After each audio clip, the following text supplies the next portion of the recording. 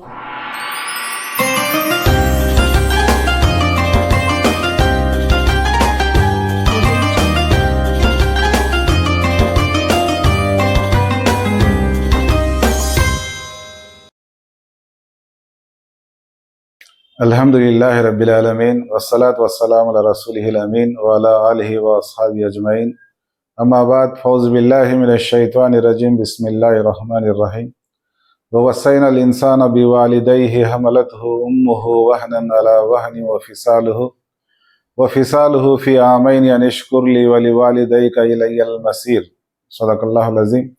అనంత కరుణామయుడు అపార కృపాశీలుడు ఆది అంతం లేనివాడు చావు పుట్టుకలు లేనివాడు సర్వ సృష్టికర్త అయిన దైవానికి సమస్త స్తోత్రం తెలియజేసుకుంటూ, సోదర మహాశులరా, ఆధ్యాత్మిక ప్రియులారా, నేను ఇంతవరకు మీ ముందు సూరతుల్ లుక్మాన్లోని 14వ ఆయతు పఠించడం జరిగింది. ఈ ఆయతులు ప్రవక్త పదవి పొందిన 7వ సంవత్సరంలో అవతరింపజేయడం జరిగింది. ఈ అధ్యాయంలో మహనీయ హజరత్ లుక్మాన్ అలైహిస్సలాం గారు తన కుమారునికి చేసిన హితోపదేశాలలోని దాసుల హక్కులలో మొదటి హక్కు తల్లిదండ్రుల హక్కు గురించి తెలియజేయడం జరిగింది. సోదర మహాశయరా, దేవుని యొక్క హక్కులు, దాసుల యొక్క హక్కులు రెండు పరిపూర్ణమైనప్పుడే ధర్మము పరిపూర్ణం జరుగుతుంది. అందుకోసమే ఒక సందర్భంలో ప్రియ ప్రవక్త ముహమ్మద్ సల్లల్లాహు అలైహి వసల్లం గారి యొక్క సహచరుడు వచ్చి, ఓ ప్రవక్త, నా యొక్క సేవకు నేను నా ధనాన్ని ఖర్చు చేసేదానికి మొదటి హక్కుదారులు ఎవరు అని అడిగినప్పుడు నీ తల్లి అని చెప్పడం జరిగింది. రెండవసారి మూడవసారి అడిగినప్పుడు కూడా నీ తల్లి అని చెప్పడం జరిగింది. 4వసారి అడిగినప్పుడు నీ తండ్రి అని చెప్పడం జరిగింది. అదేవిధంగా తల్లి పాదాల కింద స్వర్గం ఉందని, తండ్రి స్వర్గానికి ద్వారం లాంటి వాడని ప్రియ ప్రవక్త ముహమ్మద్ సల్లల్లాహు అలైహి వసల్లం గారు తెలియజేయడం జరిగింది. అదేవిధంగా నీ తల్లిదండ్రులే నీకు స్వర్గము, నీ తల్లిదండ్రులే నీకు నరకం అని కూడా చెప్పడం జరిగింది. అంటే వారిని సంతృప్తిపరిచి వారి యొక్క సేవ చేసి వారి పట్ల కృతజ్ఞత కలిగి ఉన్నట్లయితే నువ్వు స్వర్గానికి అర్హుడవుతావని, వారి యొక్క ఆగ్రహానికి గురై వారిని బాధించి హింసించినట్లయితే నీవు నరకానికి గురవుతావని కూడా ప్రియ ప్రవక్త ముహమ్మద్ సల్లల్లాహు అలైహి వసల్లం గారు తెలియజేయడం జరిగింది.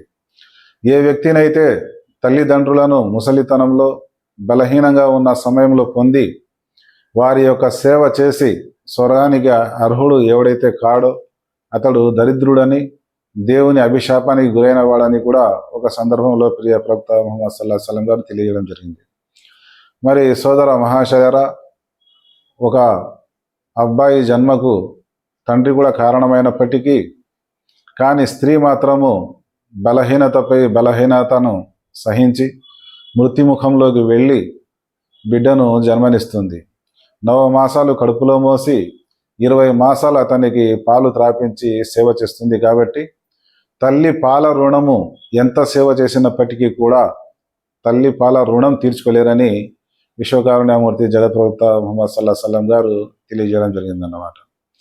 ఏ వ్యక్తినైతే తండ్రిని హింసిస్తాడో, బాధ పెడతాడో అతడు దేవుని ఆగ్రహానికి గురవుతారని కూడా ప్రియ ప్రవక్త ముహమ్మద్ సల్లల్లాహు అలైహి వసల్లం గారు తెలియజేయడం జరిగింది. ఈ విధంగా ప్రవక్త గారి కాలంలో జరిగిన కొన్ని సంఘటనలు మేము ముందుంచే ప్రయత్నం చేస్తాను. సోదర మహాశయరా, ఒక సందర్భంలో ప్రియ ప్రవక్త సల్లల్లాహు అలైహి వసల్లం గారి యొక్క సహచరుడు జబ్బుపడి అవసాన దశలో ఉండడం జరుగుతుంది. అప్పుడు ప్రవక్త గారి యొక్క సహచరులు వెళ్ళి అక్కడ పరామర్శించిన తర్వాత సద్వచనం కలిమా చదవమని చెప్పినప్పుడు ఆ వ్యక్తి నోటి నుండి సద్వచనం కలిమా రాదన్నమాట. ఈ విషయాన్ని ప్రవక్త గారి యొక్క అనుచరులు ప్రవక్త గారిని ఈ విషయం చెప్పినప్పుడు వారి ఇంట్లో ఎవరెవరు ఉన్నారని తెలుసుకున్న తర్వాత వారి ఇంట్లో తల్లి ఉంది అని తెలుసుకుంటారు. అప్పుడు ఆమెను పిలిపించి, నీ కుమారుని ప్రవర్తన నీ పట్ల ఏ విధంగా ఉండేది అని అడిగినప్పుడు ఏం చెప్పమంటారు ప్రవక్త?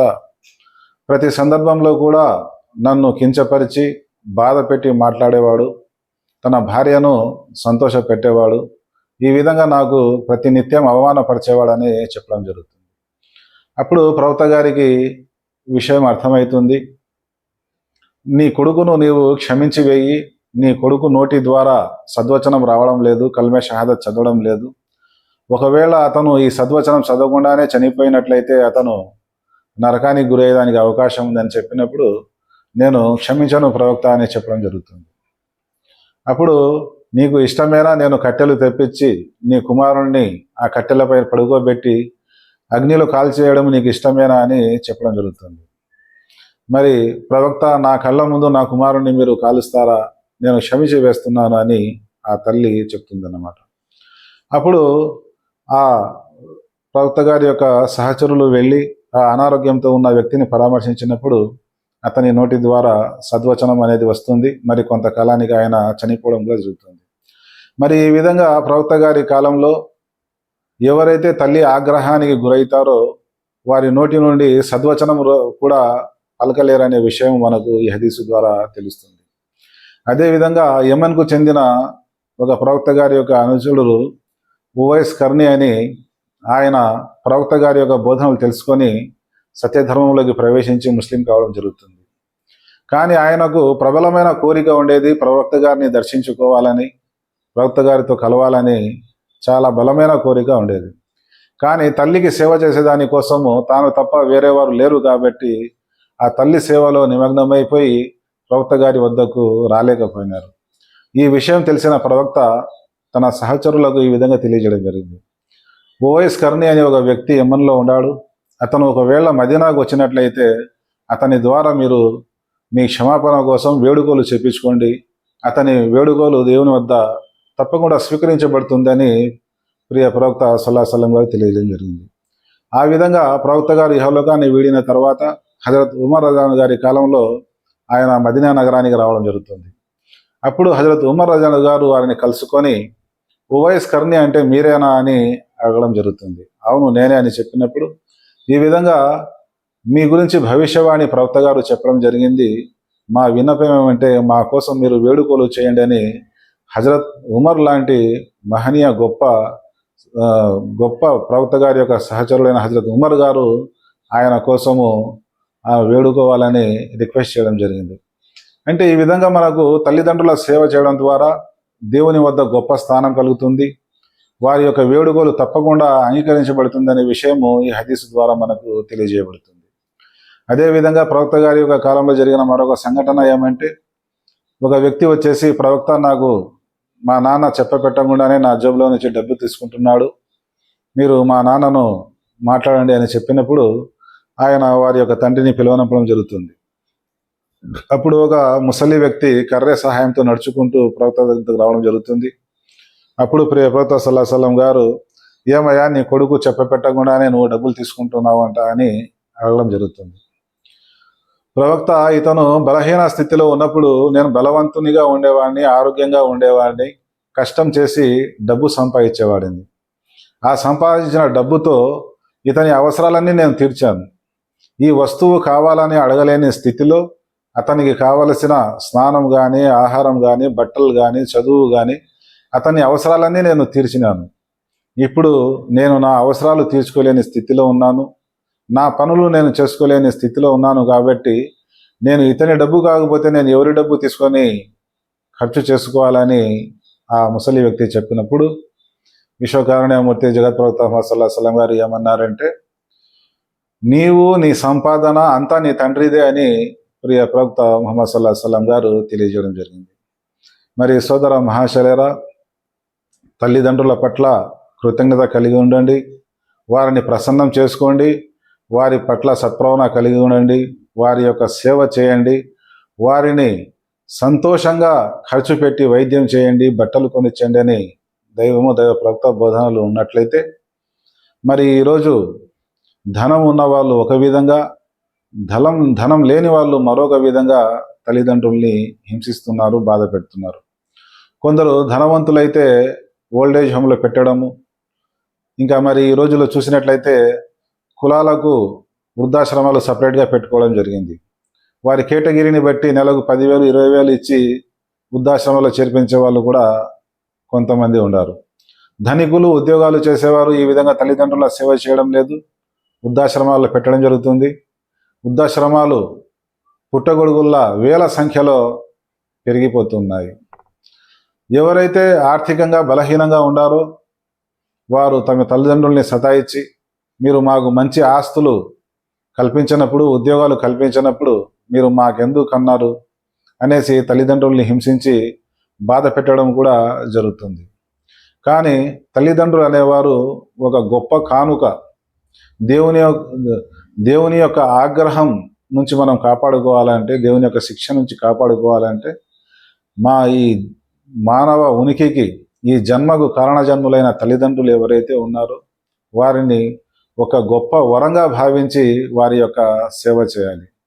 ప్రజలను చూపించే దానికోసమో ప్రజలు ఏమనుకుంటారో అనే భావించి సేవ చేసినట్లయితే అటువంటి సేవ వృధా అవుతుందని, దాన్ని మేము పట్టుకొని శిక్షిస్తామని కూడా చెప్పడం జరిగింది. ఏ విధంగానైతే మా బాల్యంలో తల్లిదండ్రులు జాలి దయా కరుణతో మమ్మల్ని పోషించారో, అదేవిధంగా మా తల్లిదండ్రుల పట్ల నీవు జాలి దయా కరుణ కలిగి ఉండమని దైవాన్ని వేడుకోమని కూడా ప్రియ ప్రవక్త ముహమ్మద్ సల్లల్లాహు అలైహి వసల్లం గారు తెలియజేయడం జరిగింది. రబ్బిర్హమ్ హుమా కమా రబ్బయాని సగీరా అని ప్రార్థన కూడా తెలియజేయడం జరిగిందన్నమాట. ఈ విధంగా తల్లిదండ్రులు ఉన్నప్పుడు వారి యొక్క సేవ చేయడం వల్ల మా ఆయుష్లో వృద్ధి కలుగుతుందని, మా సంపాదనలో శుభం కలుగుతుందని కూడా ప్రియ ప్రవక్త సల్లల్లాహు అలైహి వసల్లం గారు తెలియజేయడం జరిగింది. కానీ ఈరోజు ఎవరైతే కుమారులు ఉండారో వారి యొక్క సంతానాన్ని అవసరమైతే తీరుస్తారు, కానీ వారి యొక్క చదువు కోసము వారి యొక్క భవిష్యత్తు కోసం అయితే ఖర్చు చేస్తున్నారు. కానీ తల్లిదండ్రులు ఎవరైతే ఉన్నారో వారి పట్ల అశ్రద్ధ చేయడం జరుగుతుంది. అందుకోసమే ఒక సందర్భంలో విశ్వకారుణ్యమూర్తి జగత్ప్రవక్త ముహమ్మద్ సల్లల్లాహు అలైహి వసల్లం గారు ఎవరైతే తల్లిదండ్రుల్ని హింసిస్తారో బాధ పెడతారో దానికి శిక్ష ఇహలోకంలోనే అనుభవిస్తారు. సారాయి జూదం వ్యభిచారం లాంటివి నేరాలు చేసిన వారికి పరలోకంలో శిక్షించడం జరుగుతుంది. కానీ ఈ లోకంలో ఏ వ్యక్తి యొక్క జన్మకు కారణమైన వారు అతని యొక్క వృద్ధికి చదువు విద్యాభ్యాసాలకు ఆస్తికి అన్నిటికీ వారసులైన తల్లిదండ్రులు ఎవరైతే ఉన్నారో వారిని అతను హింసిస్తున్నాడంటే మరి తల్లిదండ్రుల సేవ చేయని వాడు ఇతరుల సేవ ఏం చేయగలుగుతాడు? అందుకోసమే విశ్వకారుణ్యమూర్తి జగత్ప్రవక్త సల్లల్లాహు అలైహి వసల్లం గారు ఒక సందర్భంలో మానవుల పట్ల కృతజ్ఞత తెలపని వ్యక్తి దైవం పట్ల కూడా కృతజ్ఞతలు తెలుపుకోలేడని చెప్పడం జరిగింది. అంటే మా జన్మకు కారకులైన తల్లిదండ్రుల సేవే మనం చేయనప్పుడు ఇతరుల సేవ చేసేదానికి ఆస్కారం ఎక్కడ ఉంది? అందుకోసమే ఒక సందర్భంలో విశ్వకారుణ్యమూర్తి జగత్ప్రవక్త సల్లల్లాహు అలైహి వసల్లం గారు ఒకవేళ మీ బాల్యంలోనే మీ తల్లిదండ్రులు చనిపోయినట్లయితే వారి కోసం ప్రార్థన చేస్తూ ఉండండి, వారి దగ్గరి బంధువులతో సంబంధాలు కలిగి ఉండండి, తండ్రి యొక్క స్నేహితుల నుంచి పరిచయం పెంచుకోండి, వారి ద్వారా సలహా సంప్రదింపులు చేసుకోండి. ఈ విధంగా ఎన్నో విషయాలు ప్రియ ప్రవక్త సల్లల్లాహు అలైహి వసల్లం గారు తెలియజేయడం జరిగింది. వారి కోసము దాన ధర్మాలు చేయాలి వారి పేరుతో, అదేవిధంగా వారి కోసము వారి యొక్క పాప క్షమాపణ కోసము దువా కూడా చేస్తూ ఉండాలి. ఇటువంటి తల్లిదండ్రులకు సంబంధించి చాలా విషయాలు ఉన్నాయి సోదర మహాశదర.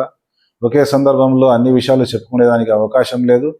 మహనీయ హజరత్ లుక్మాన్ అలైహిస్సలాం గారు తన కుమారునికి హితబోధ చేస్తూ దేవుని హక్కులు నెరవేర్చాలని, దేవునికి సాటి సమానం కల్పించకూడదని, అదేవిధంగా దాసుల హక్కులలో మొట్టమొదటి హక్కు తల్లిదండ్రుల హక్కు అని, వారి పట్ల సత్ప్రవర్తన కలిగి ఉండాలని, విధేయత కలిగి వారి యొక్క సేవ చేయాలని, వారి యొక్క కరుణకు పాత్రులు కావాలని రకరకాలుగా వివిధ సందర్భాల్లో హజరత్ లుక్మాన్ అలైహిస్సలాం గారు తన కుమారునికి బోధించడం జరిగింది.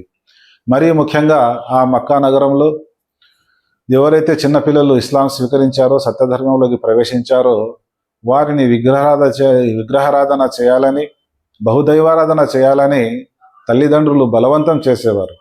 అందుకోసమే హజరత్ లుక్మాన్ అలైహిస్సలాం గారు తన కుమారునికి దేవుని విషయంలో వారు బలవంతం చేసినట్లయితే వారి మాట వినవలసిన అవసరము మీకు లేదు, మీరందరూ కూడా మీరు మీ తల్లిదండ్రులు అందరూ కూడా దేవుని వద్దకు వెళ్ళవలసి ఉంది. అక్కడ మీరు ఏమేమి చేశారో ఆ విషయాలన్నీ ఆ కరుణామయుడైన దైవం అక్కడ మీకు తెలుపుతాడు. ఈ విధంగా హజరత్ లుక్మాన్ అలైహిస్సలాం గారు దేవునికి దేవుని దాసుల హక్కులు ఏవైతే ఉన్నాయో తన కుమారునికి చెప్పిన బోధనలు ఇక్కడ తెలియజేయడం జరిగిందన్నమాట. సోదర మహాశదరా, ఇటువంటి ఆధ్యాత్మిక విషయాలు మీకు నచ్చినట్లయితే, ఈ వీడియో మీకు నచ్చినట్లయితే, దైవ చిత్తం అయితే ఇటువంటి ఆధ్యాత్మిక వీడియోలు ముందు కూడా వస్తాయి ఇన్షాల్లా. ఈ వీడియో మీకు నచ్చినట్లయితే ఈ వీడియోను సబ్స్క్రైబ్ చేయండి, బంధుమిత్రులకు షేర్ చేయండి. ఏవైతే విషయాలు చెప్పామో విన్నామో అర్థం చేసుకొని ఆచరించే సద్బుద్ధి కలగజేయాలని, తద్వారా మనందరి గహపరలోకాల్లో మోక్షం కలగని దైవాన్ని వేడుకుంటున్నాను. అస్సలాము అలైకుం వరహమతుల్లాహి వబర్కాతుహు.